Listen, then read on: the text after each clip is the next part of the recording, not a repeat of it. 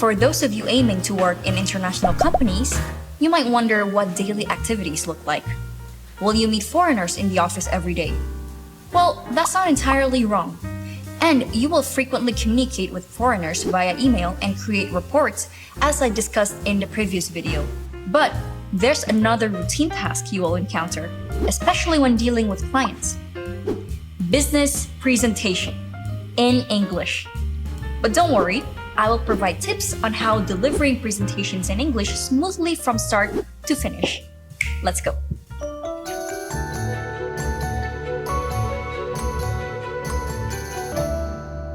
Hi guys, it's me again. As promised in the previous video, I am here to share tips, tricks, and strategies for business presentations in English. The basic principle for presentations in any language, including English, lies in preparation and practice. The structure from the introduction to the conclusion remains consistent, but specifically for English, there are phrases and vocabulary you can practice. First, let's start with some phrases to grab the audience's attention, known as hooks. There are many examples, but you can use key phrases like, "What if?" and "Did you know?" or even ask a question. These phrases can stimulate the audience's imagination, relate their daily lives, and often a fresh perspective. The goal is to captivate their attention. Once you've successfully hooked your audience, don't forget, you also need to give them an overview of the benefits they'll gain by paying attention to your presentation. To convey this, you can use a sentence like, "By the end of the presentation, you will know how to create a more engaging social media content." And after that, you can proceed to outline the presentation. For example, "Now I'd like to talk about some tips on how to increase the engagement rate." Or alternatively, "We will focus on 3 main points on how to increase the engagement rate." After introducing the presentation topics, remember to set some ground rules. Why is this important? Sometimes, during a business presentation, there is a chance someone might interrupt, whether to express an opinion or simply ask a question. To prevent this, determine when the audience can ask questions before starting the presentation. You can say something like, "I would appreciate it if you could keep the questions and comments until the end of the presentation." This way, no one will disrupt the flow of your presentation. During the presentation, the audience might not always know if you're still on one topic or if you've moved on. This is where the importance of signposting in business presentations comes in. To introduce a new topic, you can start with, first, let's start with what the engagement rate is. Then how will the audience know when you finish discussing one topic? At the end of each topic, you can use signposting like, "That's everything about the topic." This pause also gives your audience time to digest one topic before moving on to the next. When you're ready to proceed to the next discussion, use this marker. Now let's move on to the next topic. In each presentation topic, you can include illustrations, photos, or graphs to help the audience understand better. To direct the audience's focus to an image, there's a simple signposting you can try. For example, "Please take a look at this picture." Want more oomph? Directly relate the importance of the photo to your presentation with signposting like, "This photo highlights the importance of my topic." But that's just the introduction.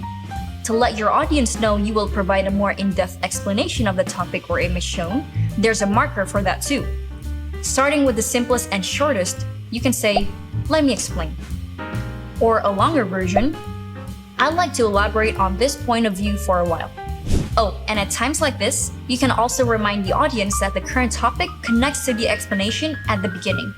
You can do this by saying, "This relates to what I said in the beginning." Lastly, to indicate that your presentation is truly over, you can simply say, "That concludes my presentation." So that was all about signposting. Now you know that signposting can be inserted in many places during the presentation, from beginning to the end. Finally, your business presentation is over. Congratulations. Or is it? Right. We promised the audience they could ask questions at the end of the presentation. At the end of the presentation, there's always a Q&A session. This part can be a little nerve-wracking since we can't really predict what the audience will ask. But relax, I've got you covered with some tips. You can open the Q&A session with something as simple as, "Do you have any questions?" That's it. After an audience member asks a question, you can appreciate their participation first. How? By simply trying one of these two phrases. The beauty of these phrases is that they can also be used if someone shares an opinion. Just replace the word question with comments or opinion. During the Q&A, of course, we want to answer the audience's questions smoothly. If not, at least have someone agree with our explanation. But reality isn't always as sweet as our dreams. Sometimes we face challenging questions and opposing opinions. Understand that these situations can be frustrating. Don't panic. It's okay. To stay calm, here's a tip.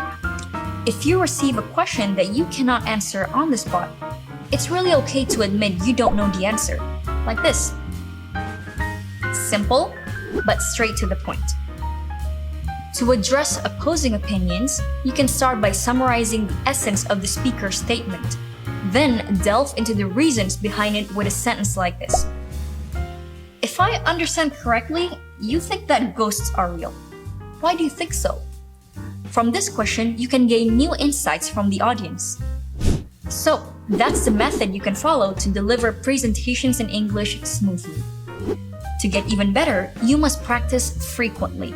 Try recording yourself delivering a presentation on any topic, then ask for feedback from others.